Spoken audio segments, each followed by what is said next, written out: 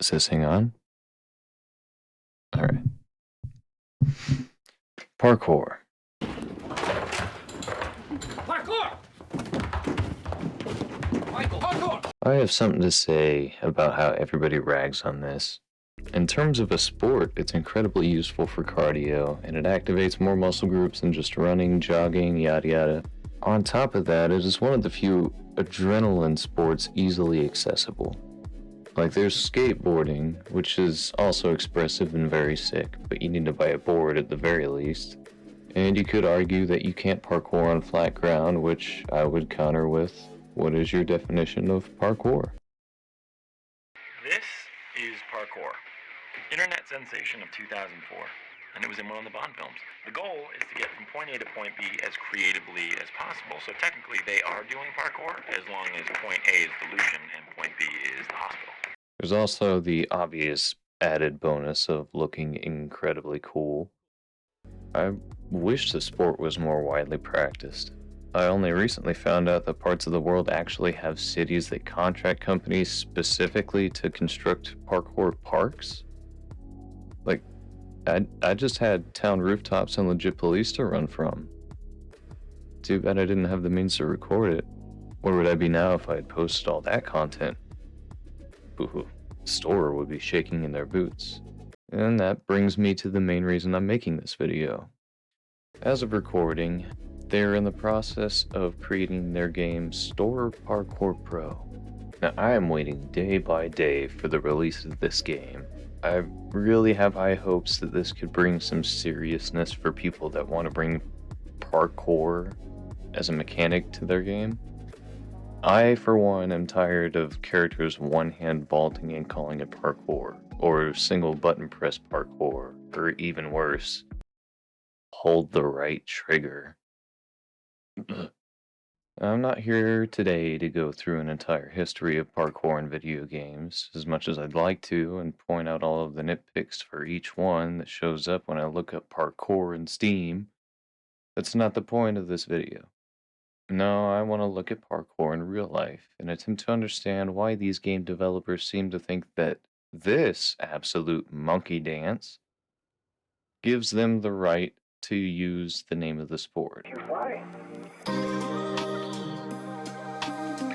So parkour in real life, in my experience, is surprisingly community driven. You can get a crowd of people either cheering you on or calling the police in around 30 minutes depending on where you live. There's nothing better than getting together with a couple of people ready to play with physics in the way God intended.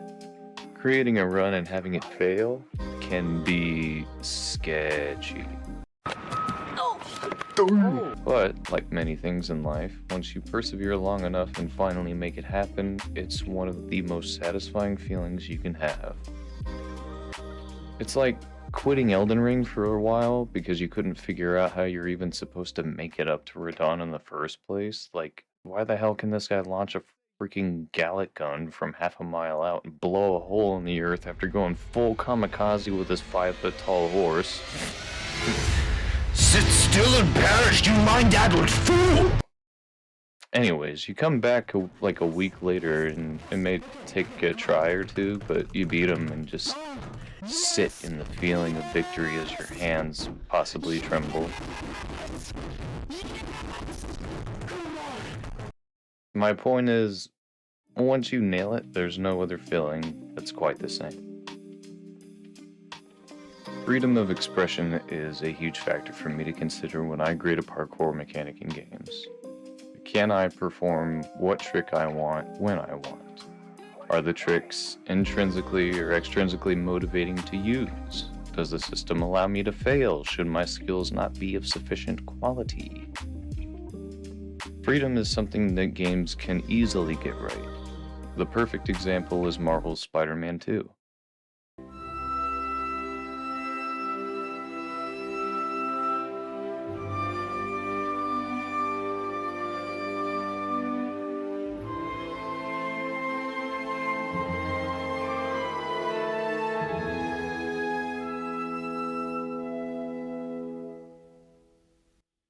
You can explore the entire city with a satisfying movement system that does take a little bit of skill to be able to flip and flash around, but the ability to do everything is severely neutered by the simplistic inputs. Spidey does move smooth, and it's hard to deny the level of polish it took to make the movement consistently aid progress while being good looking. I like games with a bit more variation in what my character can do, and I like the control of doing it when I'd like to. For example, when you jump onto walls, there are a few ways to stick to it. You can hold sprint and run right up the wall immediately when you touch it and let go of the trigger to make Spidey go into his crawl. You can also dodge into walls and keep the stick pointed towards the wall, and the impact animation, when it's over, you'll cling to the wall. I do miss the Spider-Man 2 days on like PlayStation 2 when you could just press a button to stick to walls, but it took skill to do the wall run. That particular mechanic was much higher of a skill ceiling to pull off in a way that was functional. Low skill floors aren't bad, but I'd like to be able to get crazy expressive with the way I move if movement is going to be the main part of the game. I love the attention to detail that each trick has its own animation when you shoot a web line out of it, and sometimes it even changes depending on what position your Spidey is in when you whip it out. What? Like, look at this shit. That's so cool. That detail was unexpected, but honestly, it's this game's saving grace in terms of the movement system and being able to make yourself look cool when you want to. The flips, for the most part, are nothing to write home about. At least they aren't in a specified order every jump, like in the original Spider-Man 2. Like, every air trick string starts with the double jump, double front flip. And I like the dive mechanics in the new one, but did anybody else notice that Peter only has 4 dive animations and 2 escape animations from the dive, while Miles has 8 and 8? If we're taking out reversed animations, then Peter only has 2 dive tricks. I'm not counting the Rubik's Cube, I get it, he's nerdy, but Symbiote Spidey whipping out the toddler's Tesseract for a quick brain teaser mid-swing is ludonarrative dissonance in a weird way. As for the parkour of the game, in the realistic sense, it's just hold the trigger system, but to play devil's advocate, I have no idea how you would make Spider-Man require effort for that. Freedom is great, and Spider-Man 2 has it, but there is more to parkour than that. Limitation is a huge part of what makes parkour so fun. Gravity is a limitation, personal strength is a limitation. One is an example of a changeable limitation, and the other is an unchangeable. You can train to get better liftoff, but no matter what, you fall the same speed as Rick the Brick in the end. Overcoming limitation is the essence of parkour. Like, yes, you could easily take the stairs, the elevator, an escalator, or whatever. But there's also 2 or 3 easily landable falls leading right to your car. My niece can take it, so I'm jumping the handrail and I'll see you all at the car. Limitation can be a good thing. It's even necessary for parkour. You need to have limits set within believable reality, or at least within a fun environment. This is a rather unfortunate lead-up to the eventual discussion of Ubisoft. I will go on the record now. I do not particularly like modern Ubisoft games. The only reason I have played the select few that I have is because they seem to be the only company that produces games that you can play with a friend. And someone like me that has a ride or die, these games are always installed. First up is Watch Dogs. The first game was a grimy GTA clone with the gimmick of hacking. As every GTA clone has, there is a wanted meter. When the wanted meter fills up, you get chased. Simple as that. I wonder if this chase mechanic was what made them put parkour in their advertising, because other than a few fancy flourishes here and there, Watch Dogs 1 has very little parkour. It's what I would call entry-level parkour. You can make it over fences and the like faster than the average Joe, and you can do a passable safety roll, but I would be hard-pressed to call it flow. Moving on quickly to Watch Dogs 2, and we have a prime example of Ubisofting. Now you can cat pass, you can vault fences all fancy, you can do a dismount backflip, that's cool, right? Right? It would be if you could choose when you do it. Like sometimes when I'm running for my life, bullets whizzing by, you sprint to a ledge that your buddy is waiting at with a getaway car, but real quick you have to stunt on these backwood fucks and give them a quick look at what your shirt says upside down, only for Marcus to get shot in the spine because he had to set up that backflip. Like animation-based parkour is okay, but at least let us control when the animations take place, or make the context for them more clear. And speaking of animation-based parkour, let's go to Assassin's Creed Unity.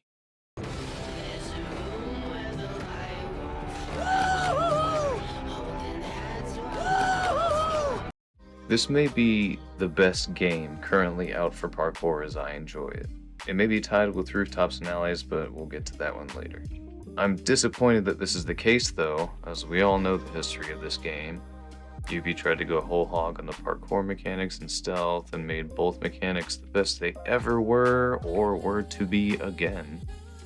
Not only that, but they made a multiplayer system that allowed you and up to 3 other assassins to roam the streets of Paris together with your own outfits and styles and weapons, which was great, even though they had minimal content for those who played together online. Only to absolutely skip the quality phase, and they ended up releasing a buggy mess. Like, look at this. Ugh. Some people waited on the game to be polished more before they played it. And honestly, who knows how Ubisoft monitors their analytics, but whatever the reason, they saw that people weren't playing it, and instead of saying it's their fault for releasing the game in the state it was in, like, you're gonna sit here and tell me this wasn't rushed? No, they decided to come to the absolutely genius conclusion that this just isn't what gamers wanted for Assassin's Creed.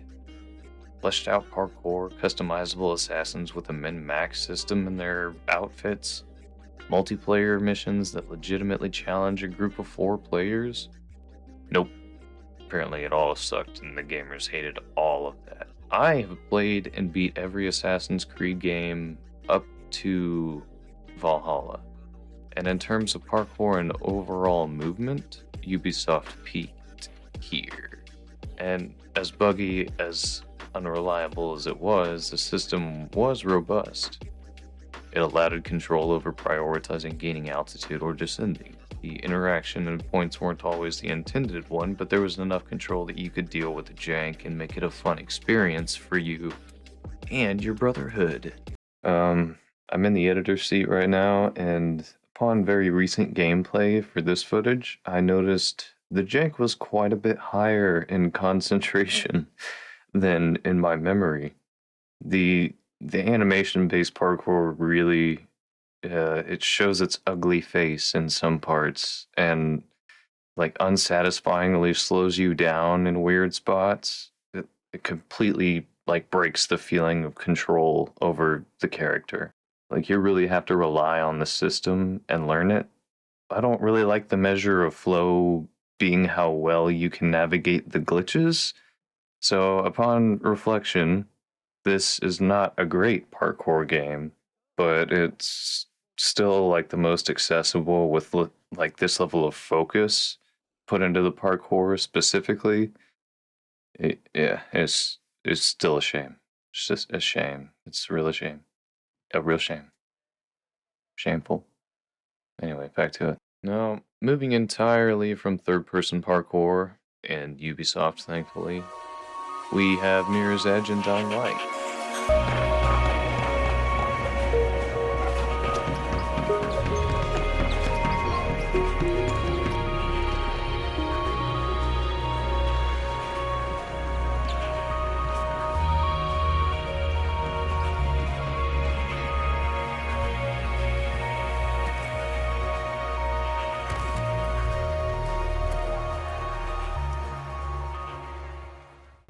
They're both first-person parkour adventure games with movement systems wholly inspired by parkour and fluid movement. These games are both incredible in their own rights, but they still miss one very important thing about parkour to me. They nailed the freedom aspect. Other than Mirror's Edge's more linear storyline, the games allow total freedom to tackle the environment the way that you want. Dying Light has this freedom multiplied to an entire city just swarmed with zombies and every incentive not to touch the ground, but the freedom to nonetheless. Now, what I'm about to complain about can be performed in these games, but not to the extent that I really want. Expression. This is my favorite part of parkour, because it is what makes every tracer unique. Some people prioritize jumps while others prioritize dexterity, like going from a roof and then climbing down the wall to slip into the second story window, running through, springboarding to the next building. Like very duck and weave type stuff. It's important for a game to allow us to perform actions, even if they are similar in function, but the expressiveness is where individuality shines. Like, yeah, I didn't have to do a gainer off of that car, but I did. And I bet it looked cool. Expression is a hard thing to apply to a game, I understand. Spider-Man does good with the tricks and the fluidity of movement, but can you recreate the same vault consistently in an animation-based game like Assassin's Creed if you wanted? There's the argument of why you would ever want that repetition, but I say there lies the skill. We all can do the same thing, but if you want to do something cooler, give us more inputs to use. Like, that's a skill ceiling that is visible. If you see gameplay of somebody using the same vault over and over, then it proves one of two things. Either you didn't make the system engaging enough to use the other options, or this person is not engaging with the system yet. Both are bad, in case I have to make that clear. I really like parkour games having a multiplayer aspect. One of the best things about the sport in real life is making alliance with your friends, challenging each other. It is the ultimate way to make your own fun. Your only limits are what you're brave enough to pull off. And coming to Store Parkour Pro, I see a lot of potential and promise in this game. Skate 3 was one of my favorite games, and before that it was Tony Hawk's American Wasteland. They were the best sandbox games that truly allowed freedom and expression. I strongly hope that Hole in the Sleeve can pull off an atmosphere similar to those games, with the talks of security chases, a potential campaign, recent footage of 8-player lobbies. This game looks like it could be the community game for parkourists around the world to come together and make the concrete our own. Cheering each other on, getting in each other's way, running from the federales with the boys, trace challenges, kind of like skate challenges with skateboarding or force with basketball. And I'll quickly go over rooftops and alleys because there's not a lot to say about it at the moment. This is this is new. Oh shit, they got a new place? Oh hell yeah. I'm sorry, I haven't been paying attention to the development of this. You must be getting close to the official release. Damn, first run, and I just now biffed. Nice. I like this map, this is sick.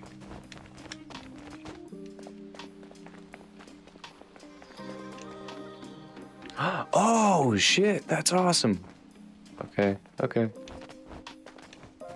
Yeah, this game kicks the shit out of Assassin's Creed now. Dang.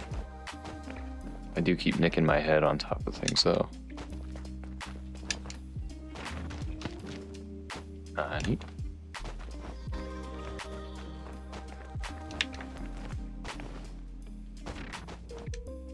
It is parkour in every sense of the word. You have a high skill ceiling and a bit of a high skill floor, with at least 4 different vaults, not to mention the flips. Like, this game seems to only be limited by the amount of buttons that are on the controller. This is gameplay that I can enjoy. It reminds me of the Tony Hawk games in the way that you can move around the map and do tricks while the maps remain small but with a decent level of variation. I won't crap on it too much, as the development team consists of one person as far as I know, but it's fun, it's satisfying, there's expression. You can customize your tracer, and it's multiplayer. And if you enjoy parkour games and haven't tried it, please do so because this thing is great.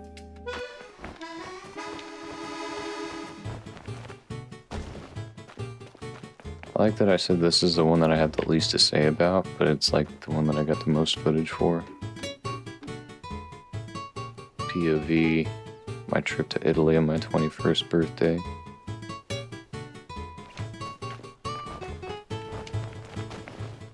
Ooh, I wasn't sure I'd make that. I'd like to add in really quick, as I'm making this video, Hole in the Sleeve has posted an official release date and trailer for the early access Steam release for Store Parkour Pro. I'm not sponsored, but I'd like everybody interested in parkour to at least take a look at this game. They're advertising some kind of campaign, I think, and running from security. I can already see me and my cousin turning our HUD off and playing hide and seek, kind of like hide, seek, and tag. Since they added like tackling to the game too, and like physics-based collisions with other players. Like, I'm not sure the extent of the customization in this game, but rest assured, when it comes out, I will be playing it. Hopefully this is the game that every studio looks at and says, so that's how you do it. I'm mad about it. I want there to be a parkour game that comes out that makes every other developer think twice about advertising their game has parkour when they just have climbing fences. Anyways, that's my drone about parkour games.